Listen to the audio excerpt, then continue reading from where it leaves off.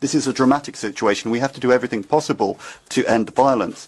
Since he entered power in 2014, Narendra Modi, the Prime Minister, has been implementing a radical nationalist Hindu policy, which has had terrible consequences. Journalists, religious minorities, and human rights fighters. In India, millions of Muslims and Christians suffer every single day because the government violates their most fundamental rights. The situation is serious. That's why the European Parliament must vote tomorrow on a very clear resolution. It has to be clear in denouncing the nationalist discourse of Mr. Modi. We should all be worried about the worsening human rights situation in India.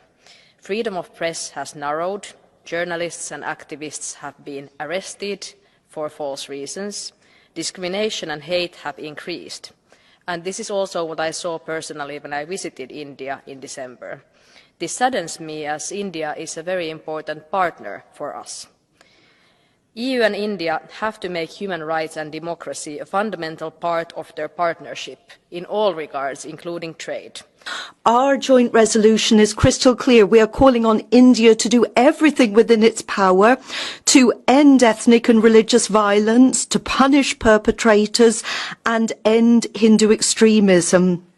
Without ironclad guarantees in this area, then we cannot talk about a new trade agreement with India. India is an important partner to the European Union, but if we as a Christian community can respect other faiths and identities, we must ask our partners to do the same. I propose an urgent visit by the European Special Envoy for Religious Freedoms to India, and the way Indian government will treat this proposal will show whether the authorities there are, for the time being, only powerless in such cases, or whether they knowingly allow persecution of religious minorities by radical groups. And for political leaders to refrain from making inflammatory statements. They should impartially mediate tensions and reject any nationalistic rhetoric.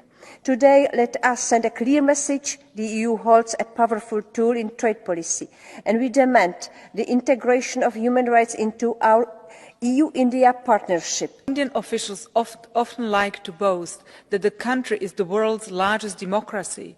Intolerance and violence against religious minorities paint a different picture. These attacks against Christians are not isolated incidents. They are organized, leaving behind destruction and shattered lives. The EU cannot close its eyes to this crime. With this resolution from the European Parliament, we call on the most populous democracy in the right just to do what it is duty-bound to do in its constitution, to maintain religious freedom also for Christians in Manipur. Despite the gravity of the situation, authorities are not taking sufficient action and fostering peace dialogues, while the Manipur Tribal Forum's plea for protection of the Kuki tribe by the Indian Army has been rejected by the Supreme Court.